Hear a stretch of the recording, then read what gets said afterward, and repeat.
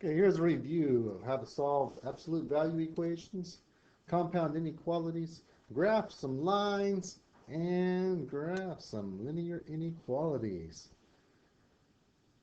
Looking at this first one right here, we have the absolute value of x plus 6 is equal to 18.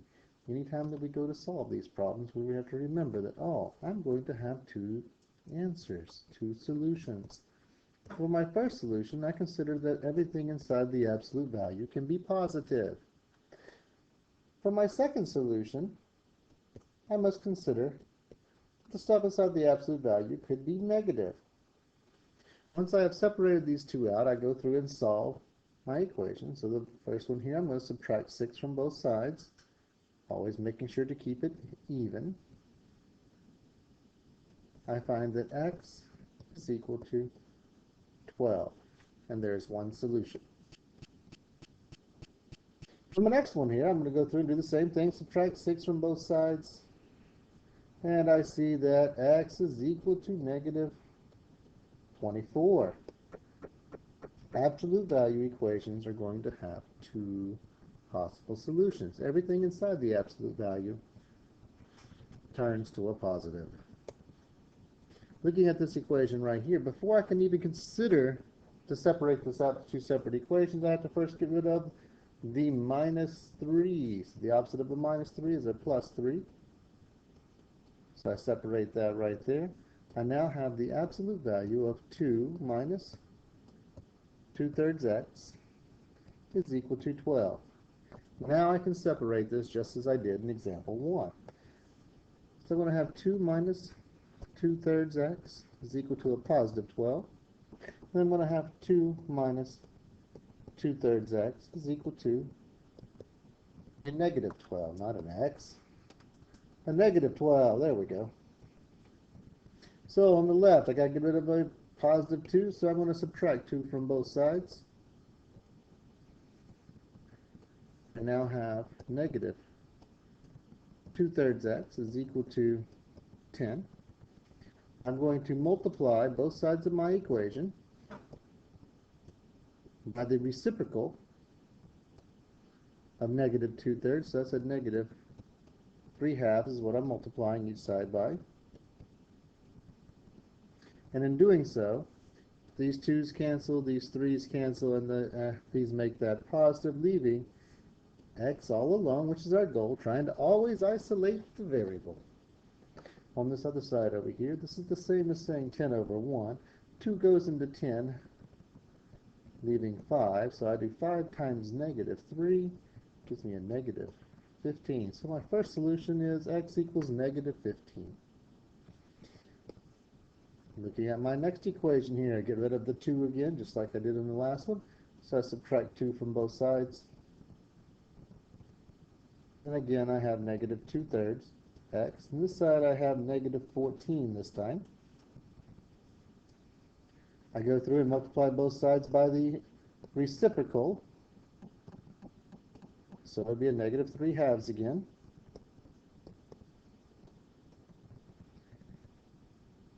So I now have x is equal to, well, this time 2 goes into 14, leaving a 7. 7 times negative 7 and negative 3 gives me a positive 21. And there are two solutions for example number 2.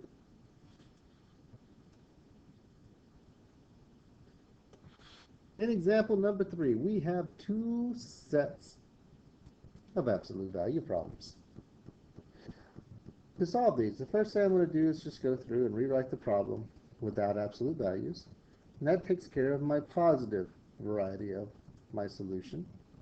Then I'm going to come back over here and do 2x divided by 5 plus 1. And I'm going to multiply this right-hand side by negative 1 to take care of the negative version. Now on the left-hand side, I'm going to go through and eliminate my fractions by multiplying everything by 5.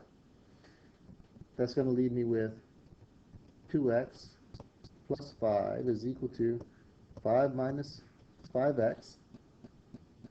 Got to get all my x's on the same side, so the opposite of a minus 5x is going to be a plus 5x plus 5x. So I now have 7x plus 5 is equal to 5. Subtract 5 from both sides, because my goal is to get the x all by itself. Got to get him isolated. So I have 7x is equal to 0. I divide both sides by 7, and I see that x equals 0. And there is one solution. Now, looking at this side here, before I can go and clear my fractions, I need to first distribute that negative 1. I'm going to multiply him in there. So I'll have 2x over 5 plus 1 is equal to now a negative 1 plus x. I'm going to go through now and multiply everything in here by 5, which gives me 2x plus 5 is equal to negative 5 plus 5x. I'm going to move the 2x this time because it is the smaller of the two. Minus 2x minus 2x. A good rule of thumb, always move the smaller variable. It's good probably 95% of the time. Here I have negative 5 plus 3x. Got to move to negative 5, so I'm going to do a plus 5x plus 5x. Now I have 10 equals 3x. Got to divide both sides by 3, and I find that 10 thirds is what my x equals this time.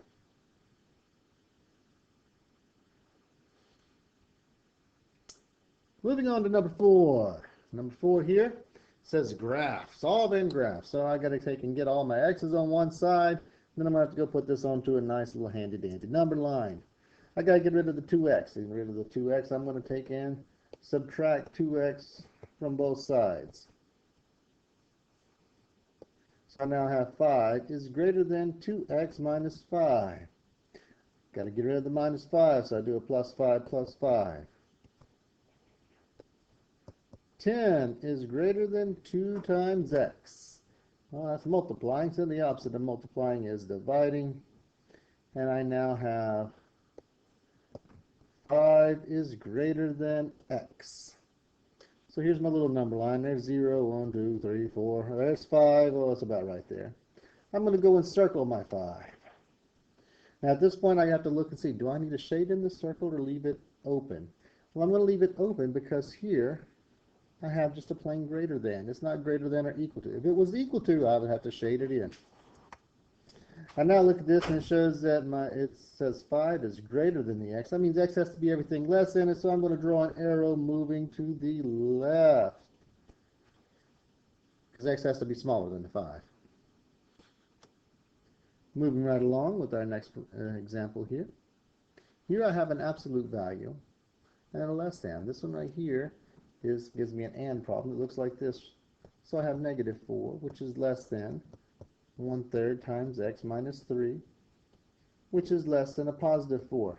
Everything that is inside the absolute value goes into the center of my inequalities.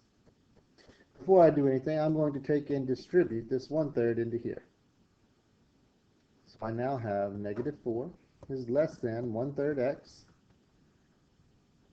minus 1, which is less than 4. Yeah, get rid of the minus 1. So the opposite of a minus 1 is a plus 1, and plus 1. So I'm going to go through, and the negative 4 plus 1 gives me negative 3, which is less than 1/3 x, which is less than 5. I got to get rid of the 1/3. So I can divide by 1/3, or I can take and multiply each piece by 3. And that will eliminate my fraction. So I now have negative 9 is less than x, which is less than 15. And hey, that bad boy is done.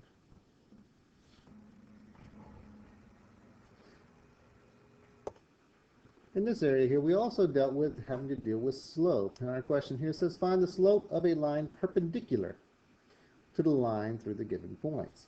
So the first thing I need to do is say, hey, what's my slope formula? Well, that's m is equal to y2 minus y1 over x2 minus x1. Well, I need to go label these things. This is x1, y1, x2, y2, and now plug them into your nice handy-dandy formula. So I have m is equal to 0 minus a negative 5 over negative 2 minus 2. When I go through and simplify this, this is a positive 5 over a negative 4. Now I'm looking for my perpendicular slope. My perpendicular slope is going to be the opposite reciprocal of this slope right here.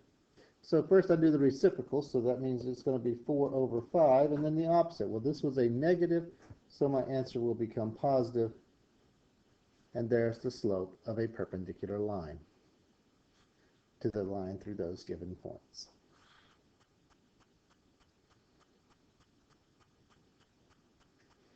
In this example, it says graph. Here I have 2x, negative 2x, less than or equal to negative 12. So I'm going to put that over here, negative 2x, less than or equal to negative 12. So I need to take and get the x isolated all by itself. It's the only variable I have. So since it's only x, I know I'm going to have a vertical line. If that would have been a y, it would have been a horizontal line, but we got only an x. So I'm going to go through first, start off by dividing both sides by negative 2. I now have x, and I have over here a positive 6. Now here you have to remember, I divided by a negative, so my inequality changes directions. So now x is greater than or equal to positive 6. I go over here to where positive 6 is, starting at the 0 where all things begin, and I go to the right 1, 2, 3, 4, 5, 6 places. I draw a nice little dashed line. Oh, wait a minute. This says equal to, so he's not a dashed line. He should be a solid line. That means we do include the line as well. If it would have been just a plain greater than, we would leave it a dashed line, but since it is equal to, it gets to have a solid line. At this point, we are going to go through and shade. Shade everything to the right because this side is greater than.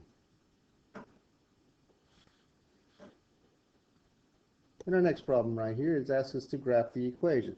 For this one, we're going to use y equals mx plus b, our slope-intercept form.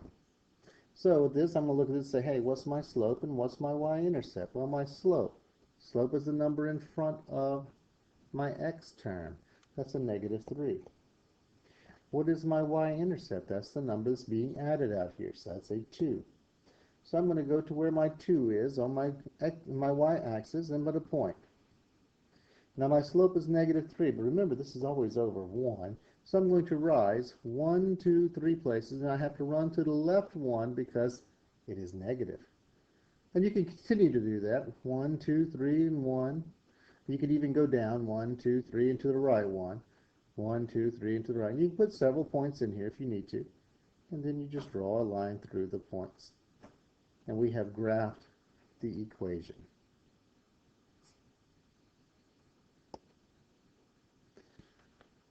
Some other things that you might want to make sure you remember when dealing and studying for this are these formulas here. Our slope formula.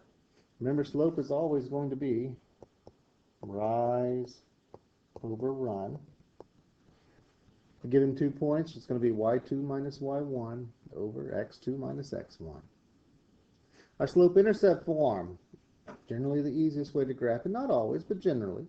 And that's y equals mx plus b, where m is the slope and b is our y-intercept. Our point slope form, we can use that whenever we have a point and the slope of a line. It's y minus y1 is equal to m times x minus x1. And then our standard form, ax plus by is equal to c. And remember that a, b, and c are all integers, and A should be positive. Good luck. Make sure you study. If you're studying for a test, always go back and work over extra homework problems. Most of the time, the odd number problems have answers in the back of the book. If you're just looking at this to review and help you out, well, good luck with whatever you choose to do. Thank you.